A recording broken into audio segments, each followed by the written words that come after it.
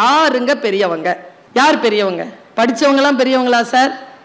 அதிகாரிகள், ஆட்சியாளர்கள், யார் பெரியவர்? யாரை கேட்டாலும் வாயில வார்த்தை வருது, என் புள்ள பெரிய ஆளா வரணும். அப்படின்னா என்ன? யாருக்குமே விளக்கம் தெரிவதில்லை. நான் சொல்லட்டுமா? உங்கள் குழந்தையினால் உங்களால் 4 பேருக்கு நன்மை நடக்கிறதா? நீங்கள் தான் இந்த சமுதாயத்தில் பெரிய ஆள். மிகப்பெரிய விஷயத்தை சாதாரணமா சொல்லிட்டு போயிடுவாங்க சில பேர். நான் நம்ம எல்லாருக்குமே சொல்றேன், என்னையும் சேர்த்து தான் சொல்றேன். ஆர்ப்பாட்டமான விஷயங்களையும் அட்டகாசமான விஷயங்களையும் நகைச்சுவையின் உச்சங்களையும் கேட்டு கேட்டு பழகி போனதால் அமைதியாக ஆர்ப்பாட்டமே இல்லாமல் சிந்தனை வழியில் நம் வாழ்க்கையை புரட்டி போடுகின்ற சொல்லை பேசுகின்றவர் பேச்சை நாம் கேட்பதே இல்லை. இந்த சமூகத்திற்காகத்தான் உங்களை நீங்கள் அர்ப்பணித்துக் கொண்டிருக்கிறீர்கள். இந்த சமூகம் உங்களுக்கு என்ன சொல்லுகிறதோ அதைத்தான் நீங்கள் பின்பற்றி கொண்டிருக்கிறீர்கள். உங்களை வைத்துக் கொண்டு நீங்கள் என்ன செய்ய போகிறீர்கள் என்கின்ற திட்டம் ஒவ்வொருவருக்கும் இருக்க வேண்டும். இதை வைத்துக் கொண்டு என்ன செய்வது? வாய்ப்பு கிடைக்கின்ற பொழுது அந்த பெரிய விஷயத்திற்கு ஆம் சொல்லுகிறோமா, சிறிய விஷயத்திற்கு சரி என்று சொல்லுகிறோமா என்பதில் தானே நம்முடைய வாழ்க்கை சிக்கிக் கொண்டிருக்கிறது. நான் ரொம்ப நுட்பமான ஒரு விஷயத்தை சொல்றேன். தலைமுறையை காப்போம். இன்றிலிருந்து முயற்சி. நீங்க என்ன நினைக்கிறீங்க? இந்த புத்தகங்கள் எல்லாம் நமக்கானவையா? இல்லை, நம் தலைமுறைக்கானவை. நான் எப்பொழுதும் சொல்லுகின்ற வார்த்தையை சொல்லுகிறேன், எந்த குழந்தையும் நம் பேச்சை கேட்டு வளர்வதே இல்லை, நம்மை பார்த்துதான் வளர்கிறார். சோகமாக இருக்காதீர்கள். உங்கள் வாழ்க்கையில் நீங்கள் செய்யக்கூடிய ஆகப்பெரிய குற்றம் சோகமாக இருப்பதுதான். மகிழ்ந்திருங்கள்.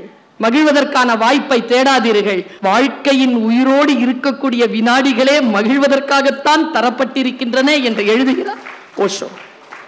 விழிப்புணர்வோடு நாம் இருப்பதற்கு நமக்கு தடையாக இருப்பது எது என்பதை தேடுங்கள். நான் சொல்லுகின்ற இந்த விஷயத்தை நீங்கள் உங்களுடைய டைரிகளில் இன்றைக்கு எழுதி வைத்துங்கள். உன் காரணங்களால் நீ தோற்கடிக்கப்படுகின்ற பொழுது அந்த காரணங்களின் மீது மட்டும் உனக்கு சந்தேகம் வராதது ஏன்? சில புத்தகங்கள் குளிரில் இருந்து நம்மை காப்பாற்றக்கூடிய குளிராடைகள். சில புத்தகங்கள் அரிதாரங்கள். சில புத்தகங்கள் தோல்.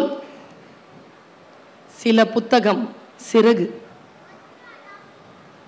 உங்களுக்கென்று எந்த புத்தகம் என்று எனக்கு தெரியாது.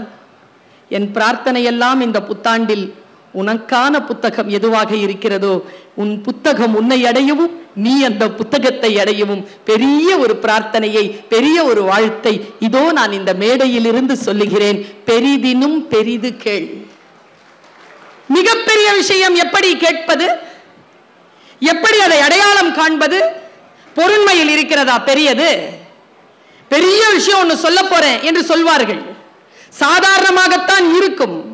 ஆனால் யாருக்காக அது சொல்லப்படுகிறதோ அவர்களுக்கு அது மிகப்பெரிய விஷயமாக இருக்கும்.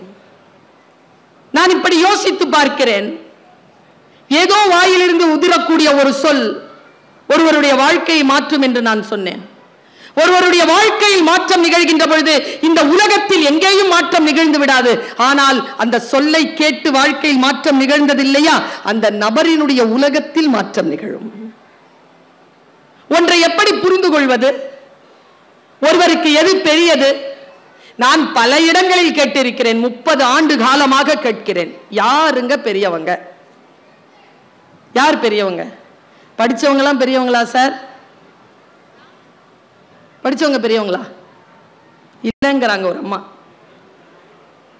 அதிகாரிகள், ஆட்சியாளர்கள், யார் பெரியவர்? யாரை கேட்டாலும் வாயில வார்த்தை வருது, என் புள்ள பெரிய ஆளா வரணும். அப்படின்னா என்ன? யாருக்குமே விளக்கம் தெரிவதில்லை. நான் சொல்லட்டுமா? உங்கள் குழந்தையினால் உங்களால் 4 பேருக்கு நன்மை நடக்கிறதா? நீங்கள் தான் இந்த சமுதாயத்தில் பெரிய ஆள். அந்த நோக்கத்தோடு நாம் இயங்குகிறோமா? நான் ரொம்ப பெரிய விஷயத்தை ரொம்ப சாதாரணமா சொல்றேன். பலர் நம்மில் இருக்கக்கூடிய பல பேருக்கு இது புரிவதே இல்லை. நான் 2 கேள்வியை இந்த மன்றத்தில் வைக்கிறேன். வீட்டில் போய் இந்த 2 கேள்வி, இந்த சகோதரி சொன்ன இந்த 2 கேள்வியை மீளாய்வு செய்யுங்கள். உலகத்தில் எது பெரியது என்று நீங்கள் ஒருவேளை கண்டுகொள்ளக்கூடும். நீங்கள் எங்கே இருக்க விரும்புகிறீர்கள்? Find out the answer. Youth நிறைய பேர் வந்திருக்கிறீங்க, பெண்கள் நிறைய பேர் இருக்கிறீர்கள், ஆண்கள் இருக்கிறீர்கள். இருக்கிறீர்கள், முதியவர்கள் இருக்கிறீர்கள், குழந்தைகள் இருக்கிறீர்கள். நீங்கள் எங்கே இருக்க விரும்புகிறீர்கள்? இதோ நான் இங்கே இருக்க விரும்புகிறேன், இதோ நான் இங்கே இருக்கிறேன், நான் இந்த மேடையில் நின்று பேச வேண்டும் என்று நினைக்கிறேன், இதோ நான் இங்கே இருக்கிறேன். நீங்கள் இந்த மேடையில் நின்று உட்கார்ந்து பேச்சை கவனிக்க வேண்டும் என்று நினைக்கிறீர்கள், நீங்கள் அங்கே இருக்கிறீர்கள். நீங்கள் எங்கே இருக்க வேண்டும் என்று விரும்புகிறீர்களோ அங்கே இருங்கள் என்கிறேன் நான். முதல் கேள்வி, நீங்கள் எங்கே இருக்க விரும்புகிறீர்கள்? இந்த தெளிவு நமக்கு வந்துவிட்டால் மிகப்பெரிய விஷயங்கள் நம் கையில் அகப்பட்டுவிடும். கையில் அகப்படும் விளக்கு என்கிறான் அறிவை பாரதி. நம் கையில் அகப்படும் விளக்கு எது? நான் இரண்டாவது கேள்வியை வைக்கிறேன். இன்றைக்கு புத்தாண்டு, இன்றைக்கு யோசித்துக் கொள்ளுங்கள். வாழ்க்கை என்பது நமக்கு ரொம்ப அழகாக இயற்கை கொடுத்திருக்கக்கூடிய வாழ்நாட்களால் ஆன வரம். இந்த வரத்தை அனுபவிக்கக்கூடிய நாம் எதற்காக நினைவு கூறப்பட வேண்டும் என்று நினைக்கிறோம்? என்ன காரணத்திற்காக உங்களை நான் நினைத்துக் கொள்ள வேண்டும்? ஒரு சிக்னேச்சர் போட்டுடுங்களேன், அதற்கான வேலையை இன்றிலிருந்து தொடங்குங்களேன். ஒன்றும் இல்லைங்க, நான் ஒரு கூட்டத்திற்கு போறேன், உங்களுக்கு ஒரு ரகசியத்தை சொல்கிறேன். கூட்டத்திற்கு சென்று பேசினால் புகழ் கிடைக்கும், அனுபவங்கள் கிடைக்கும், செல்வாக்கு பெருகும். ஆனால் பேசக்கூடியவர்களை விட பயனாளிகள் கேட்பவர்கள் தான். கேட்பவர்களுக்கு கிடைப்பது போல் அனுபவமும் அறிவு தேடலும் பேசுகின்றவர்களுக்கு கிடைத்து விடுவது இல்லை. கேட்கக்கூடிய வரம் பெற்றவர்கள். நான் சென்ற மாதத்திற்கு முன்னால் செப்டம்பர் மாதத்தில் ஹூஸ்டன் மாநகரத்தில் ஒரு மிகப்பெரிய பாரதியினுடைய பொன் விழாவுக்கு அழைக்கப்பட்டிருந்தேன். போய் நாங்கெல்லாம் பேசிட்டோம். பேசி முடித்தாகிவிட்டது. இன்னும் பயணத்திற்கு 2 நாட்கள்.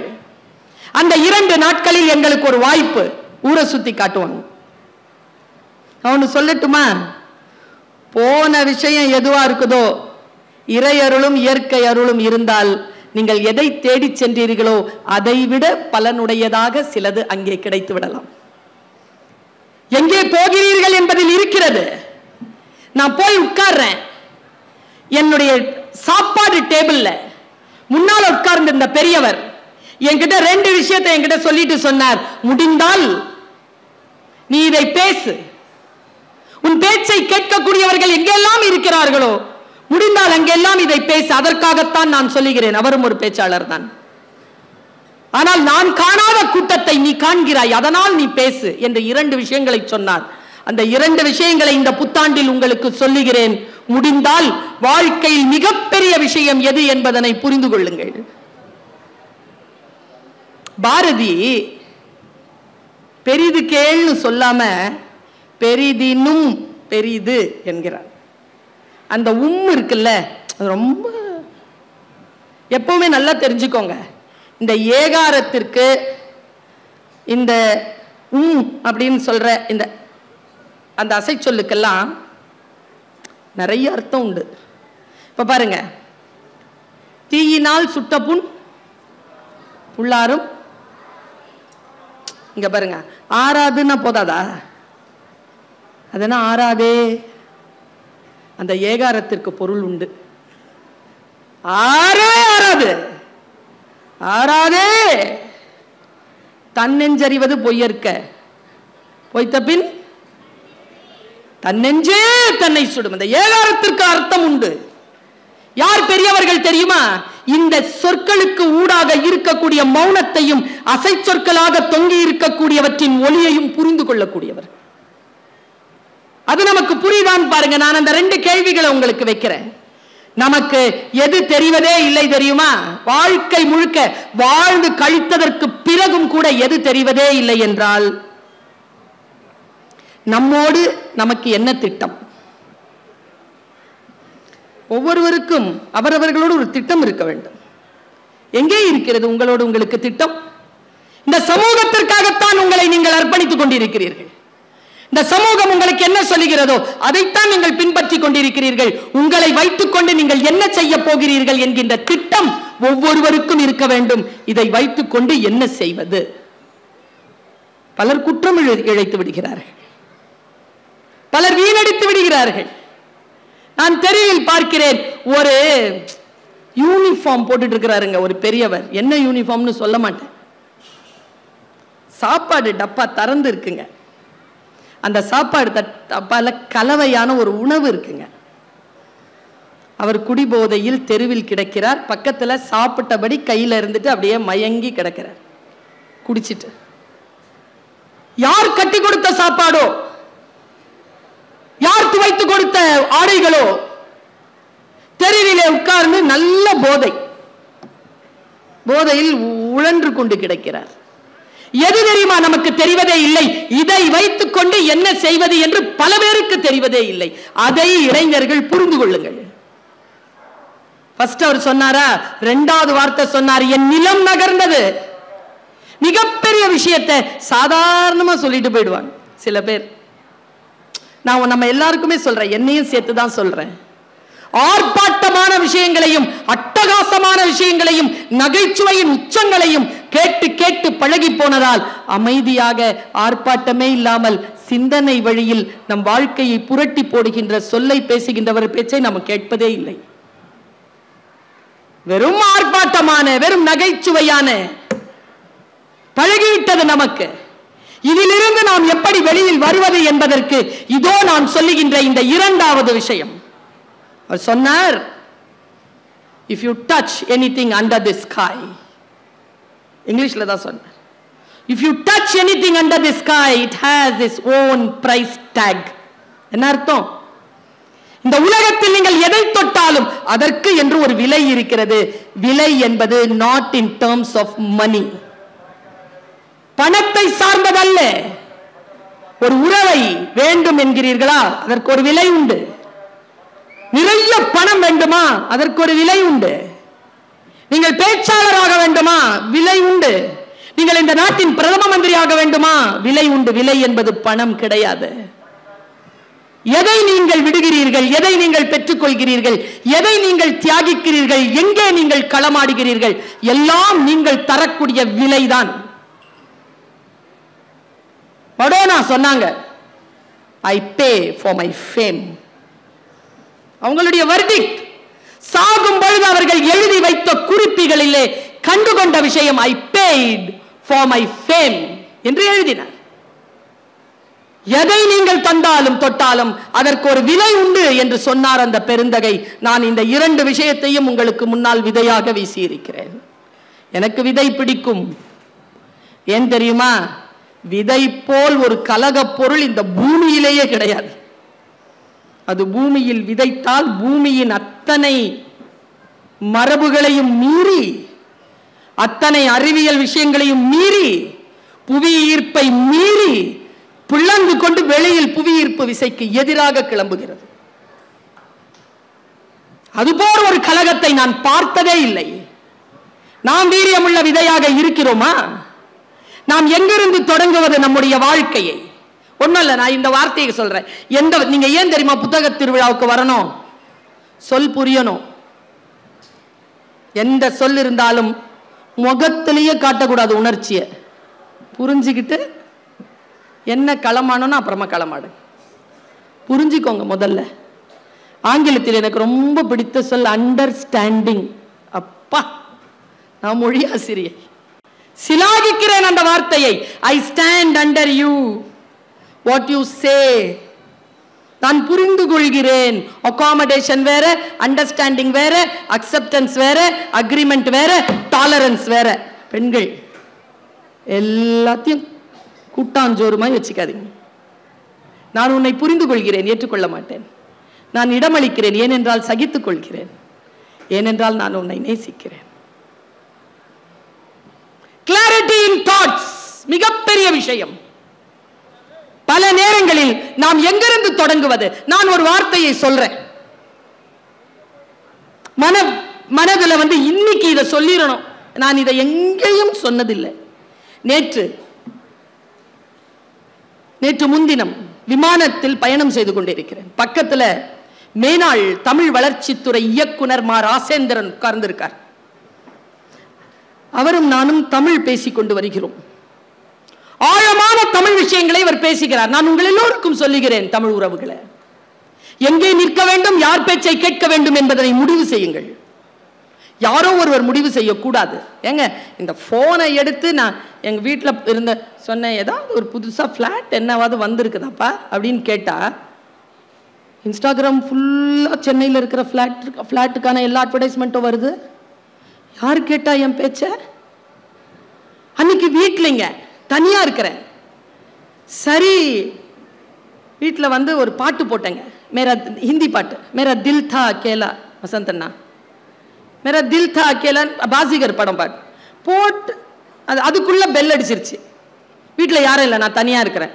வெளியில போய் பார்த்தா யாரோ ஒருத்தங்க வந்திருந்தாங்க, ஏதோ தினசரிக்கு பணம் கேட்டாங்க. தினசரி பத்திரிகைக்கான பணத்தை கொடுத்துட்டு மூடிட்டு என்னுடைய பெட்ரூமை லாக் பண்ணிட்டு உள்ள உட்கார்றேன். அந்த கூகுள் பேசுது என்கிட்ட. நான் ஏதோ வாங்கி வச்சிருக்கிறேன் ஒன்று, கூகுள் அப்படின்னு. ஹே கூகுள் அப்படின்னா அது பேசும் என்கிட்ட. ஹே அலஸ்கா அப்படின்னு நான் பேசுவோம்ல, அந்த மாதிரி ஹே கூகுள் அப்படின்னு பேசும். நான் அதுக்கிட்ட சொல்லிட்டேன் ஒரு வேலையை. அது என்ன சொல்லுது, Sultana I think you are back. பொம்பளை குரல்ல பேசுது. நான் ஃபிக்ஸ் பண்ணி வச்சிருக்கிறது ஆம்பளை குரல். ஏன்னா சொல்ற பேச்சு வந்து எல்லாரும் பொம்பளை குரல்லையே கேட்டு கேட்டு பழகிட்டோமா, சர்வீஸ் வாய்ஸ். நான் என் வீட்டில் அந்த சர்வீஸ் வாய்ஸா ஆம்பளை குரலாக மாற்றி வச்சிருக்கேன். சரியா? அது பாதிக்கப்பட்டவர்கள் மட்டும் கைத்தட்டினார்கள். அந்த சர்வீஸ் ஆண் குரல் மாதிரி பெண் குரல் வருது. பெண் குரல் என்ன சொல்லுச்சு தெரியுமா?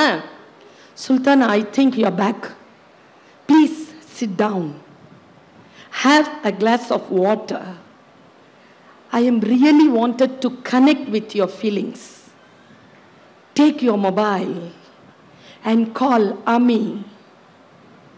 நான் அம்மின்னு போட்டு வச்சிருக்கிறது எங்க அம்மா, AMMI அம்மின்னு கூப்பிடுவோம் உருதுல.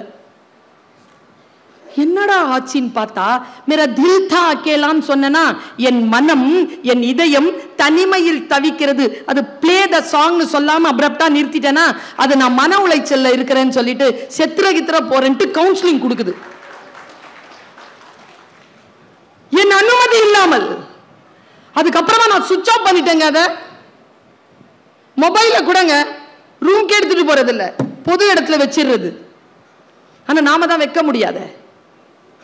பல பேர் பாத்ரூம்ல கூட எடுத்துட்டு போறாங்கன்னு. ஏன்னு கேட்டேன். தனியா போறதுக்கு பயம். நாங்க சைக்காட்ரிக்ஸ் இல்லையா, போனை தனியா விட்டுட்டு போறதுக்கு பயம். ஏன் கை தட்டுறீங்கன்னு எனக்கு தெரியல. ஏதாவது மாத்தணும்ல, நாம எங்கேயாவது நிறுத்தணும்ல. நாம எங்க பெரிய விஷயம் பேசிட்டு இருக்கிறேன். நான் அமைதி குலைகின்ற விஷயங்களை பேசிக் கொண்டிருக்கிறேன். இந்த நானும் ராஜேந்திரன் ஐயா அவர்களும் பேசிக்கொண்டே வரும்பொழுது ஒரு சின்ன ஒரு கான்வர்சேஷன், அப்படி ஒரு பிக் பேங் தியரி மாதிரி இப்படி வெடிச்சுதுங்க. விமானம் போயிட்டு இருக்க, அவர் மெதுவான குரல்ல பேசுறார். 73 வயது ஐயாவுக்கு, தமிழ் அறிஞர். என்கிட்ட இப்படி ஏதோ ஒன்று பேசிட்டே இருக்கும்போது எனக்கு மனசுக்குள்ள காட்சிகள் விரியுது. பாருங்க, நம்ம வாழ்க்கை எவ்வளவு பெரிய சோகம்னு காலையில எழுந்திருக்கிற எல்லாருக்கும் தெரியும் இல்ல? எதுவுமே நிம்மதியா இல்லை அப்படின்ட்டு காக்கைகளாய் ஓடுகிறோம். உங்களுக்கு தெரியுமா, குயிலுக்கு, காக்கைக்கு, பச்சை பறவைகளுக்கு இருக்கக்கூடிய பிரச்சனை தெரியுமா? நமக்கு தெரியாது. உதாரணத்துக்கு சொல்றேன். பறவைக்கு, நம்ம வீட்டில் வந்து நான் வெஜிடேரியன் சமைக்கிறவங்களுக்கு முட்டை கோழி அப்படின்னு சொன்னா ரொம்ப பிடிக்கும். முட்டை கோழியை வந்து சமைப்பாங்க. முட்டை கோழின்னா என்ன அர்த்தம்னா, அது முட்டை போட்டிருக்காது, ஆனா போடுற லெவல்ல இருக்கும். நிறைய அது உள்ள எடுத்து பார்த்தீங்கன்னா நிறைய முட்டைகள் இருக்கும். அது முட்டை கோழி சாப்பிட்றது. என்னைக்காவது அந்த ஆயும் பொழுது, அந்த கறி ஆயும் பொழுது யாரேனும் ஓடுடைய முட்டையை கண்டெடுத்து இருக்கிறோமா? ஓடு இருக்கிறது இல்லை முட்டையை கோழிக்கிட்ட. அப்போ அந்த கோழிக்கு ஓடு எப்போ வருது? முட்டை வெளியில் வருகின்ற சில நிமிடங்களுக்கு முன்னால் தான் ஓடு கட்டுமா. இப்ப நான் இதெல்லாம் விட்டுறேன், இதெல்லாம் சயின்ஸ், நீங்க எல்லாம் பார்த்துக்கோங்க. எனக்கு எங்க கவலை தெரியுமா, அந்த ஓடு கட்டியவுடன் உடனே அது வந்து முட்டை போட்டாகணும். பல பறவைகள் ரொம்ப திட்டமிட்டு கூடு கட்டி கொள்ளும். கூடு கட்டவே தெரியாதுங்க ஒரு பறவைக்கு, குயில். அது எப்படிங்க போய் அந்த முட்டையை அந்த நிமிடத்திற்குள்ள போய் அந்த காக்கையினுடைய வேறு ஒரு கூட்டை தேடும்? எப்படிங்க தேடுது? அது தேடுறதுலயும் அது முட்டை போட்டிருக்கணும். அது முட்டை இல்லைன்னா இந்த முட்டையை அக்செப்ட் பண்ணாது காக்கா. அது முட்டை போட்டிருக்கணுமா, அதுலயும் அது அடக்காட்டு இருக்கணும். அடக்காக்குற காக்கா முட்டையை விட்டு போவே போவாது. அப்போ அடை காக்கிற முட்டையும் இருக்கணும், காகமும் இருக்கக்கூடாது, அந்த கூட்டையும் கண்டுபிடிக்கணும். இத்தனையும் அந்த 1 மணி நேரத்தில் அந்த பறவை செய்யணும். அது என்ன பண்ணுமா, ஆண் பறவையை சேர்த்துக்குமா. ஆண் பறவையை சேர்த்துக்கிட்டு அது போய் அந்த இடத்தை லொகேட் பண்ணிட்டு, ஆண் பறவை அந்த காகம் இருக்குல்ல, அந்த காகத்தை, அந்த பெண் காகத்தை சீண்டி அதை அந்த கூட்டிலிருந்து கிளப்பி தூரமா கொண்டு போகுமா. அதை தூரமா கொண்டு போற அந்த நிமிடங்கள் இருக்குல்ல, அந்த நிமிடங்களுக்குள்ள இந்த குயில் அந்த இடத்துல முட்டையிடுமா. கொஞ்சம் நினைச்சு பாருங்க இந்த ஸ்ட்ரகிளை நினைச்சு பாருங்க நீங்க. அந்த முட்டை போட்டுட்டு அது வந்துரும். அம்மா அப்பா 2 பேரும் வந்துட்டு தூரத்துல இருந்து பாக்குமா. இதுல எங்க தெரியுமா ஸ்ட்ரகிள் ஆரம்பிக்குது? முட்டை போட்டதுக்கு பிறகு அம்மா அப்பாவுக்கு ஸ்ட்ரகிள் தீந்துருச்சு, ஆனா அந்த முட்டைக்கு ஸ்ட்ரகிள் ஆரம்பிக்குது. இந்த முட்டை இருக்குல்ல, அது அடை காக்கிறதுக்கு பிறகு கொஞ்ச நாள்ல அது வெளியிலிருந்து குஞ்சு வரும். குஞ்சு வரும் பொழுது காக்காய்க்கு தெரியாது இது தன் குஞ்சு இல்லைன்னு. என்ன ஆகும்னா, அந்த குஞ்சு வெளியில வந்ததுக்கு அப்புறமா குஞ்சுகள் வாய் திறக்கும்ல, வாய் திறக்கும் போது காக்கா வந்து சோறு ஊட்டும்ல, அப்போ ஒவ்வொரு குஞ்சும் சத்தம் போடும்ல. அப்படி சத்தம் போடும்போது குயில் குஞ்சு சத்தம் மட்டும் கொஞ்சம் வித்தியாசமா இருக்குமா.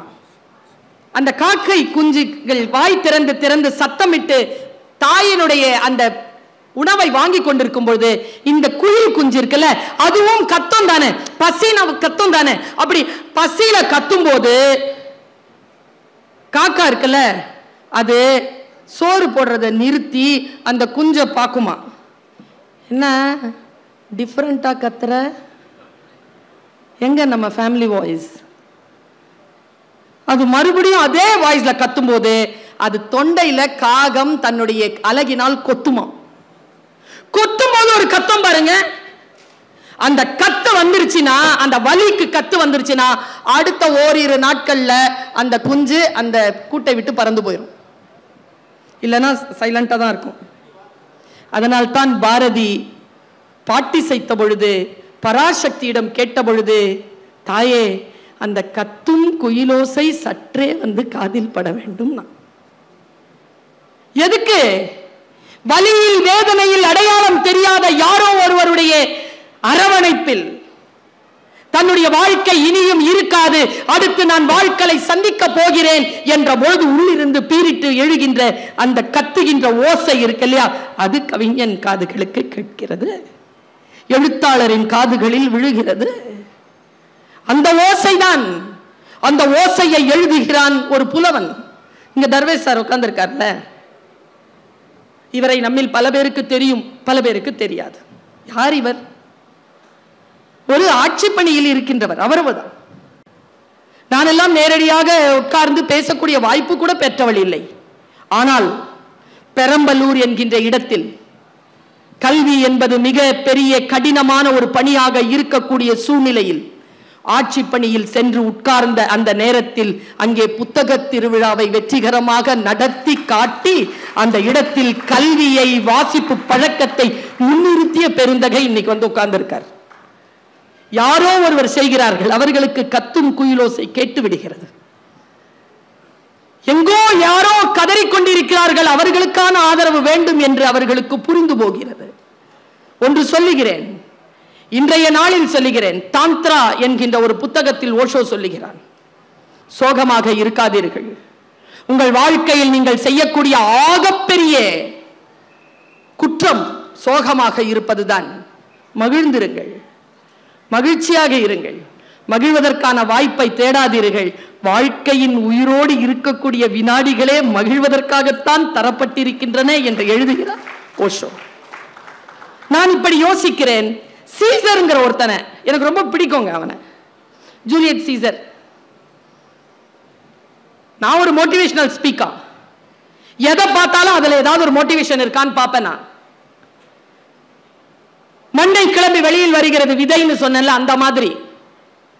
நான் அப்பன் தோண்டிய கிணறு என்பதற்காக உப்பு தண்ணீரை எல்லாம் குடிப்பதில்லை. நான் யோசிப்பது உண்டு, எது சரியோ அதை அந்த வழியில் போவது உண்டு. இறை நம்பிக்கை கொண்டவள் நான். இதை சொல்லுவதில் எனக்கு எந்த வருத்தமும் இல்லை.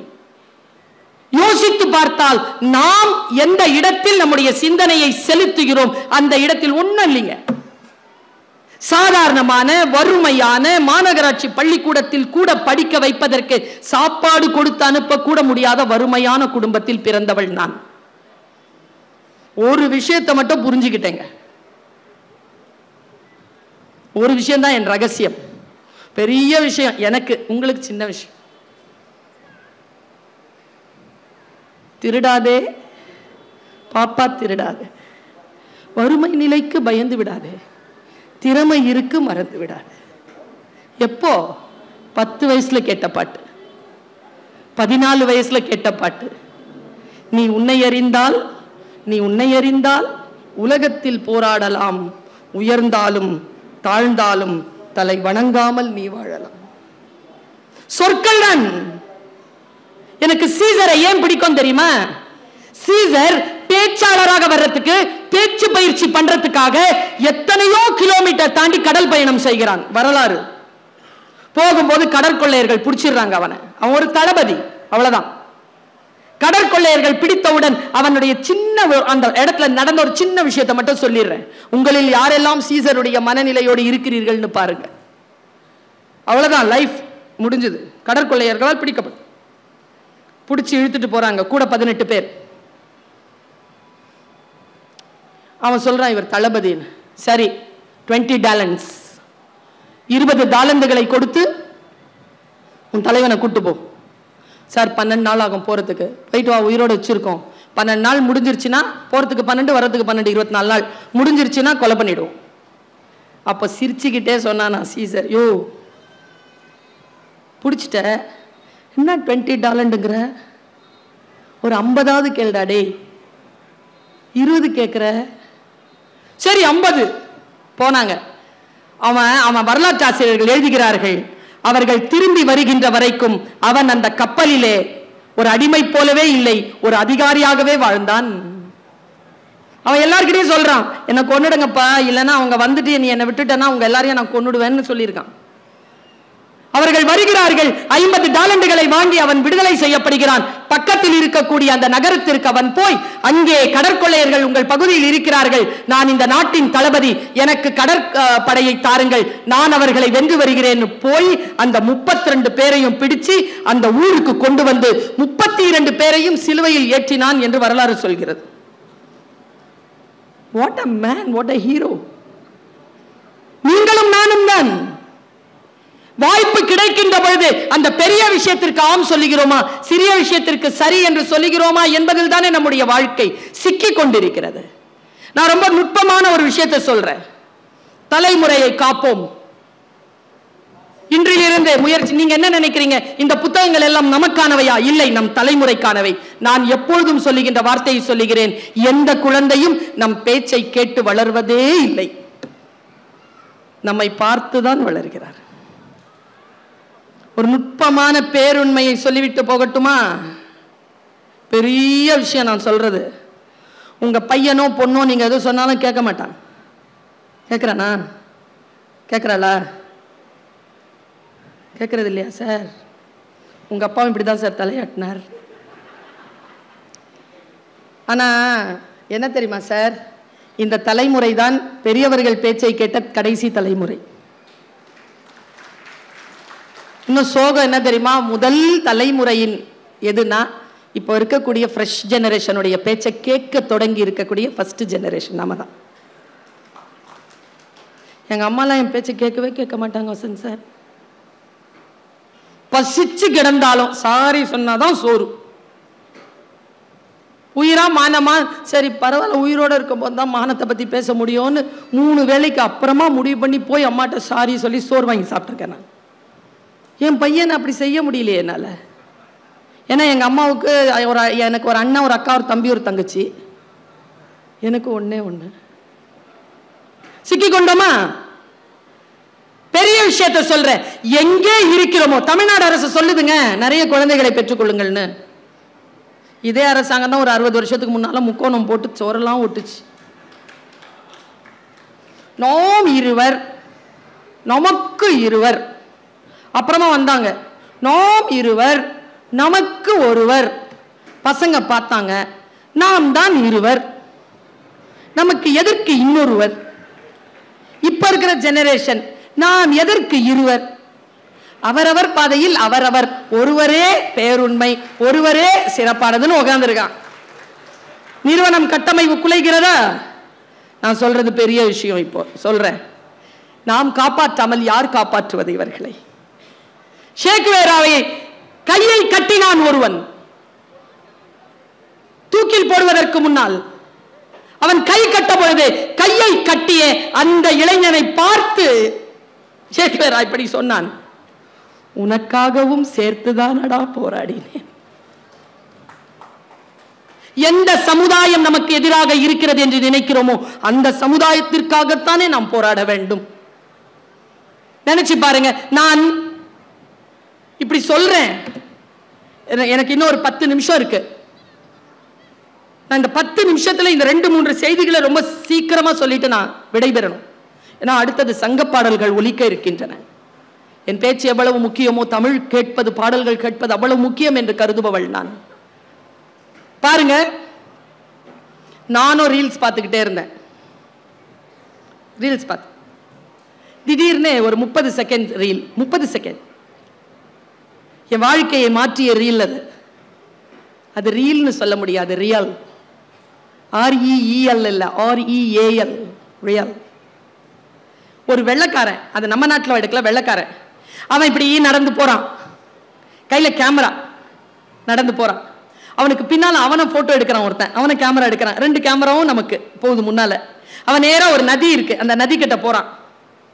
என் வாழ்க்கையில மாற்றம் நிகழ்ந்தது. உங்க வாழ்க்கையில மாற்றம் நிகழ்தான்னு பாருங்க, இல்லைன்னா நிகழும். பேரன்பு கொண்டவர்கள் நாம், அறம் சார்ந்தவர்கள் நாம், நிகழும். தமிழ் படித்தவர்கள் நாம், நிகழும். தமிழர்கள் நாம், நிகழும். வரா ஒரு ஆத்த, ஒரு சின்ன படகு வச்சு அவனை ஆத்த கடந்து விடுறாங்க. ஆத்துக்கு நடுவுல ஒரு கல்லு, பெரிய பாறை. அந்த பாறையில ஏறி உட்காந்துட்டான். அவன் இப்படி ஷூட் பண்றான்.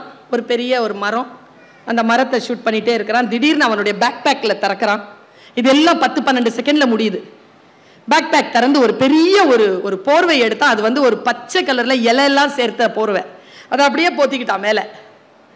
பார்த்தா அவன் மனுஷ மாதிரியே இல்லை, ஒரு மரம் அங்க கிடக்கிற மாதிரி இருக்கு. அதுக்குள்ள இருந்து அவன் கேமரா செட் பண்ணிட்டான். அந்த கேமரால நமக்கு காட்டுறான் ஒரு பேருண்மையை. அதை வெளியில இருந்து ஒருத்தன் பிடிச்சிட்டு இருக்கான். அந்த கேமராக்காரன் மறைஞ்சு நின்று அதை பிடிச்சிட்டு இருக்கான். ஒன்னும் இல்லைங்க, ஒரு பறவைங்க, பெரும் பறவை கூட்டம் வந்து உட்காருது. அதுல ஒரு பறவை, அது கிட்ட பார்க்கும்போது தான் பால் இருந்தது, பெரிய சிறகுங்க, இப்படி பறந்து வருதுங்க. அது ஸ்லோமிஷன்ல காட்டுறான், பறந்து வருது. வந்துட்டு இப்படி வட்டம் அடிக்குது. மறுபடியும் போய் உட்காந்துருச்சு. மறுபடியும் வருதுங்க, மறுபடியும் போய் உட்காந்துருச்சு. ஒரு 3வது செகண்ட் வந்ததுங்க. வந்துட்டு அப்படியே தலையை அப்படி உள்ள எடுத்துச்சு பாருங்க. சலுக்குன்னு இவ்வளோ பெரிய மீனுங்க வாயில பிடிச்சிருச்சு. மீன் இப்படி துள்ளுது. அப்படியே போய் அது மரத்துல கிளையில உக்காந்துட்டு தலையில இருந்து வாயில இருந்து அதை எடுத்து காலில் பிடிச்சிருச்சு. காட்டுறாங்க, எனக்கு உடம்பெல்லாம் அதிருது. காட்டுறான், அந்த வால் அசைது, வாய் திறந்து மூடுது அந்த மீனுக்கு. இந்த பறவை இருக்குல்ல, என்ன நினைச்சு தெரியல, காலில் தாங்க பிடிச்சிட்டு இருக்கு அந்த மீனை. கண்ணு இங்கே தானே இருக்கும் அதுக்கு, 2 கண்ணு. இப்படி பார்த்துச்சிங்க. அதை பார்த்து காலை இப்படி பிடிச்சது. என்ன நினைச்சுன்னு தெரியல, வாயில மறுபடியும் பிடிச்சிருச்சு மீனை. பிடிச்சிட்டு நேரா பறந்து வந்து தண்ணியில போட்டுருச்சு. இவன் இருக்கிறானே போட்டோகிராஃபர், அந்த சினிமாட்டோகிராஃபர், எமகாதக, அவன் அந்த பறவையை விட்டுட்டு அந்த மீனை பிடிச்சாங்க போட்டோ. அந்த கேமரால அந்த காணொலியை அதை பிடிக்கிறான். மீன் உள்ள போயிடுச்சுங்க. நிறைய நேரம் ஆக்சிஜன் இல்லாதனால துடிச்சு போயிருக்கு. துடிச்சு போய் கீழே போயிடுச்சு. கீழே போய் மறுபடியும் உயிர் பெற்று அப்படியே வருதுங்க. மேல வந்துட்டு இப்படி நின்று ஆடிக்கிட்டே இருந்ததுங்க. நின்னபடியே நீந்தது. நீந்திக்கிட்டே இருக்கிற அடுத்த செகண்ட் 27வது 6வது செகண்ட்ல அதனுடைய பின்புறத்துல இருந்து கட கட கட கட கடன்னு முட்டை வருதுங்க. நமக்கு என்ன தெரியுமா சொன்னாம, அந்த பறவையை போல் இரு, மீனை சாப்பிடு, முட்டைகளை சாப்பிட்டு விடாத. தலைமுறையை சாப்பிட்றாத, தலைமுறையை விட்டுட்டு போ. தலைமுறைக்கானதுதான் எல்லாம். எப்படி விட்டுட்டு போறது இந்த தலைமுறைக்கு ஒரு விஷயத்தை? இதோ இந்த புத்தகங்கள் எல்லாம் தலைமுறைக்கான புத்தகங்கள். குழந்தைகளை இன்றைக்கு, இந்த புத்தாண்டு அன்றைக்கு, இன்றைக்கு ஃபேமிலியோடு வந்தவர்கள் பெரும் பாக்கியம் செய்தவர்கள். கோவிலுக்கு போவதை போலவே சிறந்தது புத்தக திருவிழாவிற்கு நீங்கள் உங்களுடைய குடும்பத்தை அழைத்து வந்தது. பெரியவர்களை பார்ப்பதற்கு சமானம் தெரியுமா உங்களுக்கு? இங்கே இருக்கக்கூடிய புத்தகங்களை தரிசிச்சது பெரியவர்களை சமாளிப்பது, பெரியவர்களை பார்ப்பது, அவர்களை தரிசிப்பது. அந்த வேலைகளை நீங்கள் செய்திருக்கிறீர்கள். இன்னும் அரை விஷயம் இருக்கிறது.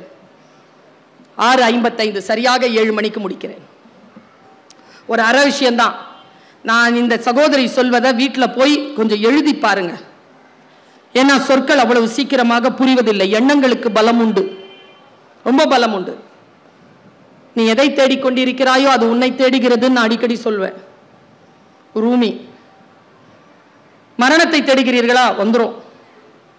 வாழ்க்கை தேடுகிற வரும். நீ எதை தேடுகிறாயோ அது உன்னை தேடுகிறது. நான் இதை போய் காலேஜில் சொன்னேன். 17-18 வயசு பசங்க ஒருத்தன் நின்று கத்துறான். நிஜமாவா மேடம்? நான் எதை தேடுகிறேனோ அது என்னை தேடுகிறதா? டேய், நான் சொல்ல வந்தது வேறடா. அவரவர்களுக்கு ஏற்றது போல் தானே புரிந்து கொள்வார். ரொம்ப முட்டியில் அடிப்படும் 12 வருஷமா பயந்துட்டு இருந்தேன். அடிபட்டுச்சே 12 வருஷத்துக்கு அப்புறமா. எதை நீ தேடுகிறாயோ அது உன்னை தேடும். நயாகராவை தொட்டு பார்க்கணும்னு நினைச்சுக்கிட்டே இருந்தேங்க. 10 வருஷம் தொட்டு பார்த்துட்டேனே. தீவிரத்தன்மை பெரிய விஷயம். நான் சொல்றது, எதை நினைத்தாலும் ஆசைப்படுவது வேறு, ஆசையில் தீவிரத்தன்மை வைப்பது வேறு. இங்க இருக்கிறவங்க எத்தனை பேருக்கு கார் ஓட்ட பிடிக்கும்? லக்ஸுரி கார், நல்ல 80ல் தனியா நல்ல மியூசிக் போட்டுட்டு வண்டி ஓட்டிட்டு போன எத்தனை பேருக்கு பிடிக்கும்? எத்தனை பேருக்கும் பிடிக்கும்ல. எங்க தெரியுமா மிஸ் பண்றோம்? பெரிய விஷயம் நான் சொல்றது, குட்டியா தான் தெரியும். யார் கார? அதுல டீடைலிங் இல்லைன்னா கார் கொடுக்கும் இயற்கை. உங்களுக்கு பீச் ரோட்ல கண்டிப்பா தனியா மியூசிக் போட்டு ஓட்டிட்டு வர வாய்ப்பு கொடுக்கும். ஆனா அது உங்க காரா இருக்காது. ஏன்னா நீங்க அதை கேட்கல. எதை கேட்டாலும் டீடைலிங்கா கேளுங்க. அப்படி விழிப்புணர்வோடு இருங்க. விழிப்புணர்வோடு நாம் இருப்பதற்கு நமக்கு தடையாக இருப்பது எது என்பதை தேடுங்கள். நான் சொல்லுகின்ற இந்த விஷயத்தை நீங்கள் உங்களுடைய டைரிகளில் இன்றைக்கு எழுதி வைத்துங்கள். உன் காரணங்களால் நீ தோற்கடிக்கப்படுகின்ற பொழுது அந்த காரணங்களின் மீது மட்டும் உனக்கு சந்தேகம் வராதது ஏன்? உனக்காக உனக்காக உனக்காக அவனுக்காக அவளுக்காக இல்லை. எரியறத பிடுங்கனா கொதிக்கிறது அடங்கும். எதை இழுக்கிறது? உன்னிலிருந்து தொடங்கு. எப்படி என்னிலிருந்து தொடங்குவது? இதுதான் நான் கடந்த 3 மாதங்களாக என்னுடைய மனம் ஆறுகின்ற வரைக்கும் இதை நான் சொல்லிட்டு, முக்கியமா பெண்கள், இளைஞர்கள், பெரியவங்க இருக்கிறோம் இல்லையா, அவங்களுக்கான வாழ்க்கையில பெரிய சோகம் எது தெரியுமா? மனமுறிவு. மனமுறிவு போல் சோகம் வேறு கிடையாது. ஆனா நமக்கு தெரியறதே இல்லை நம் குழந்தைகள் எப்படி அனுபவிச்சுட்டு இருக்காங்கன்னு. அவங்களுக்கு நடக்கிற ஒவ்வொரு பிரேக்கப்பும் ஒரு மனமுறிவு தான். அவ்வளோ வலிச்சு கிடக்குதுங்க. நமக்கு யார் யாரோ ஹீரோ. எனக்கெல்லாம் வந்தியத்தேவன் தான். ஆனா அந்த படம் பார்த்ததுலேருந்து நான் கனவுலலாம் வருவாங்க 9th ஸ்டாண்டர்டில், ஏய் பேபி கம் அப்படின்னு பஞ்சக்காலில் எனக்கு குதிரையிலலாம் வந்து கூட்டு போவான்னு நினச்சேன். இப்போ படம் பார்த்துட்டோன்னு நினச்சேன். நல்ல வேலை வரல. எப்பா, என் வந்தியத்தேவன் வேறு, என் ஹீரோ வேறு, என் புத்தகம் வேறு. ஓஷோ கிட்ட கேட்டா 10 புத்தகங்களில் முதல் புத்தகம், அவர் ஒரேஷியஸ் ரீடர். அவர் 10 புத்தகங்களில் முதல் புத்தகமாக மிர்தாதின் புத்தகத்தை சொல்லுகிறார். என்னிடத்தில் கேட்டால் நான் வேறு சொல்லுவேன். ஒவ்வொருவருக்கும் ஒவ்வொரு வாழ்க்கை. யாரை போலவும் யாரும் இல்லை. ஆனால் ஃபார்முலாவை மட்டும் தெரிஞ்சுக்கோங்க. யூத்துக்கு ஒரு விஷயத்தை அப்படி கொடுத்துட்டு போறேன். நான் ஒரு நாட்டுக்கு போயிருக்கிறேன். அங்க பேசுறேன். ஒரு நல்ல ஒரு பெண்ணம்மா, ஒரு 40-45 இயர்ஸ் இருக்கும். ரொம்ப அழகா இருந்தா, பயங்கர மேக்கப் போட்டிருந்தா. நான் பேசி முடிச்சிட்டேன். பேக் ஸ்டேஜில் வந்து ஃபோட்டோ எல்லாம் பிடிச்சிப்பாங்க இல்லையா, அப்படி வந்தா. கையை பிடிச்சி தேங்க்யூ தேங்க்யூ தேங்க்யூ தேங்க்யூண்ணா. ஓகே, 8 வருஷமா மனச்சிறையில் இருந்தேன், உங்க பேச்சு கேட்டேன், ரிலீஸ் ஆயிட்டேன், தேங்க்யூ. இன்னிலிருந்து நான் வேற போயிட்டா வெளில. நான் இன்னும் யோசிக்கிறேன், 45 நிமிஷம் பேசினேன், 18 பாயிண்ட் பேசியிருக்கேன். எது இந்த அம்மாவை பாதிச்சுது தெரிஞ்சதான் நம்ம சுருக்கமா சொல்லலாமே. நேர குளிரையும் பொறுத்தான், கனடா குளிரையும் பொறுத்தான் வெளியில ஓடிட்டேன். அது BMW மெர்சிடிஸோ அப்படி தறக்குது. இரு வாங்க, 18 பாயிண்ட் சொன்னேன். எந்த பாயிண்ட் உன் மனசுல ஓடு உடைச்சது சொல்ல, அதை என்னுடைய மக்களுக்கும் திருப்பி சொல்லுவேன்ல, சொல்லு. அந்த அம்மா சொல்லுச்சு, சொல்லிட்டுமா? 2 நிமிஷம் சொல்லட்டுமா? எல்லாரும் சொன்னதான் சொல்ல, எல்லாரும் போய் உட்காந்துடும். வேணாம் வேணாம், உங்களை போலவே நானும் பாட்டுக்காகவும் காத்திருக்கிறேன். பாருங்க, ஒன்றும் இல்லைங்க, இதுதாங்க மேட்டர். இதுதான் சொன்னேன். இன்னைக்கு இந்த செய்தியை எடுத்துட்டு போங்க. நான் இப்படித்தான் எடுத்துக்கொண்டேன். அந்த செய்தியை எப்படி எடுத்துக்கொண்டேன்? ஒருத்த காட்டு வழியில நடந்து போயிட்டு இருக்கான், நாம தான் அது. அங்க ஒரு பெரிய பாம்பு புத்து, ஒரு கருநாகம் வந்து இப்படி நின்னுச்சு. பாம்பு பயந்து போய் வேற பக்கம் போனான். பாம்புக்கு அரவம்னு பேரு. அது நீங்க எங்க போனாலும் வந்துடும், விட்டுட்டு போனாலும் வந்து நிற்கும்.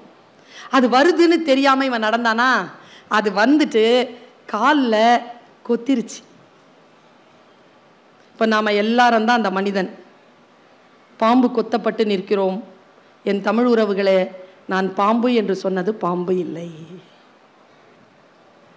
நம் நட்பு, நம் உறவு, நாம் வேலை செய்யக்கூடிய வேலையிடத்தில் இருக்கும் உடன்பணியாளர்கள், போட்டியாளர்கள், யார் வேண்டுமானாலும் இருக்கணும். இங்க யாராலும் சொல்ல முடியுமா நான் ஒருபோதும் பாம்பினால் கொத்துப்படவே இல்லைன்னு? சரி, இப்போ பாம்பு கொத்திருச்சு. நம்ம எல்லாருக்குமே இருக்க, முக்கியமா பெண்கள் கேட்டுக்கொள்ளுங்கள். பாம்பு கொத்திருச்சு. 2 ஆப்ஷன். 1, பாம்பு கிட்ட போய் நியாயம் கேட்கலாம். நீ என்ன ஏன் கொத்தன? அது என்ன நீயா படமா? வாச்ச உடனே அது திரும்பி வந்துட்டு விஷத்தை உறிஞ்சிக்கிறதுக்கு. பாம்பு கிட்ட ஜஸ்டிபிகேஷன் கிடைக்காது. அதன் இயல்பு கொத்துவது. கொத்திருச்சு. உங்களுக்கு இருக்கிற ஒரே ஆப்ஷன் என்ன? இப்போ இன்னொரு option, you can treat the venom. கொத்துப்பட்டோம், விஷத்தை கவனிப்போம். இதுதான் செய்தி. Don't chase the snake, treat the venom. பெரிதினும் பெரிது கேள்.